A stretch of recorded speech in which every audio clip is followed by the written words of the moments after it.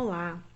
Nesse segundo vídeo, falando a respeito de crise sensorial, eu quero falar para você o que acontece com uma pessoa que tem um transtorno do processamento sensorial, que é o caso da maioria dos autistas. Então, nessas pessoas, o sistema nervoso central ele tem uma dificuldade de processar os estímulos que são recebidos através dos órgãos sensoriais, que eu falei no nosso primeiro vídeo. Então, é como se essas entradas sensoriais elas tivessem uma má conexão. Então, o cérebro tem uma dificuldade em processar esses estímulos. Então, como ele não processa direito os estímulos, as sensações que as pessoas que têm esse transtorno vivenciam, elas também são sensações que são recebidas de uma forma diferente. E as respostas são emitidas baseado naquilo que ela está sentindo. Então, você pensa que essa pessoa ela pode ter uma hipersensibilidade a alguns estímulos ou ela pode ter uma hipossensibilidade. Na hipersensibilidade, essa pessoa ela percebe os estímulos de uma forma muito mais aguçada. Então, nós podemos utilizar o som aqui como exemplo.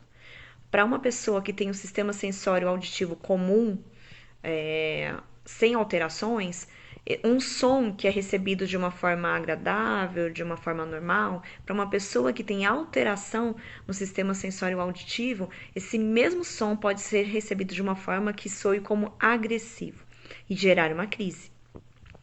Já falando sobre a hipossensibilidade, uma pessoa que tem uma hipossensibilidade tátil, por exemplo, pode ter maior dificuldade com relação à questão da sensação da dor.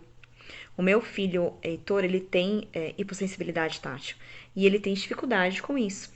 Então, já houveram vezes onde ele se machucou e ele não estava sentindo, não estava conseguindo expressar que ele havia se machucado. E eu só fui descobrir, por exemplo, com uma situação que aconteceu com ele, quando a unha do pé dele começou a ficar roxa. Que eu descobri que era algo que tinha acontecido na escola com ele. E essas unhas depois chegaram até a cair.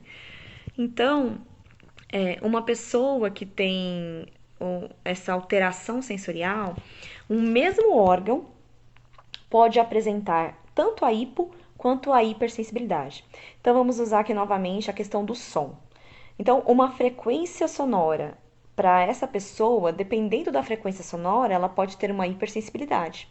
Uma outra frequência sonora pode trazer para ela uma hipossensibilidade. E uma outra questão também que pode acontecer é que numa mesma pessoa, alguns órgãos podem ser afetados, esses órgãos sensoriais podem ser afetados e outros não. Então, uma pessoa pode ter uma alteração sensorial apenas no que diz respeito à questão visual e na questão auditiva, e nos outros órgãos não. Assim como pode acontecer de todos os órgãos serem afetados. Então, é muito singular e particular como essas alterações acontecem. Mas a realidade é que todas elas podem gerar uma crise.